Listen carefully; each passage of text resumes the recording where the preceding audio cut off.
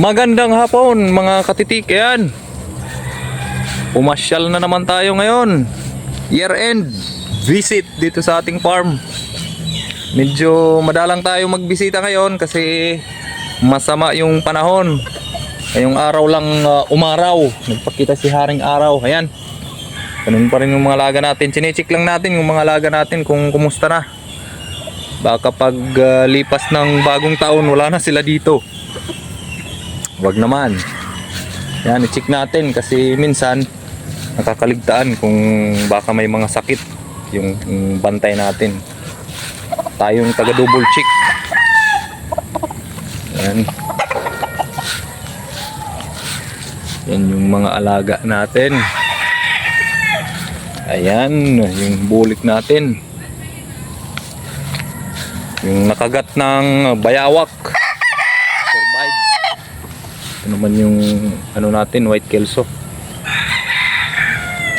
So ayan, so far wala naman akong nakikitang problema. Advance Happy New Year nga pala sa ating mga tagapanood. Yan yung bulik natin,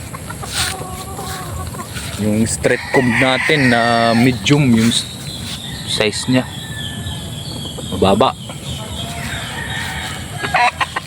Tapos yung regular gray natin. So ayan mga buddy. Ha? May dana na mahalo? Meron na naman halo na nakita dito. Dako na. Yan yung problema mga buddy. Pwedeng mayari to. Yan, naglilimlim na yung white kelso natin. Meron daw halo na nakita. Kumakain din niya ng itlog. Nakasulod nga ni boy? Din daw laag.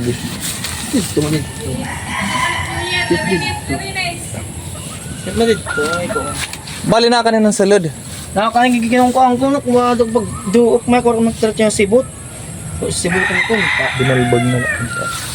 Para daman yung daraan. Kuha mo ko dara ako okay. Ano pinitsa nga babae? Anak katindid to ano? Tatagot ta ko ba ngayaw pag sibaran di nga. Pipiritsa din nga ginulumluman damo. Taka mo na ay mait. Andito naman mga katitik yung alaga natin. Ito yung unang batch.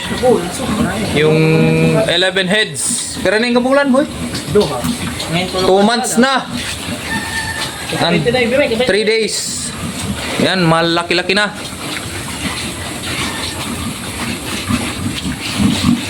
Yan, yung 11 heads natin. Bali ito yung first batch natin. Tapos ito naman yung ikalawang batch. Yan. Ah, Richard to boy, di nakaon. Oh, boundary na ko no. Kala ko nagtatampo. Kasi pag may problema, kadalasan tahimik yung baboy. Hindi naman pala. Busog na pala. Mabilis kumain. So, yun. Mga katitik. Advance Happy New Year. Yan, mga bitin pa siguro sa pagkain. Yun, yung may problema daw, yung pusod niya lumalaki, nalubo, namamaga. Yan yung magiging problema natin mga buddy, mga katitik. Ayan, sana hindi ngat-ngatin ng kapwa baboy kasi yung nagiging problema ang inangat-ngat yan ng mga kapwa baboy. So ayan mga buddy, mga katitik, hanggang dito na lang. Bye bye.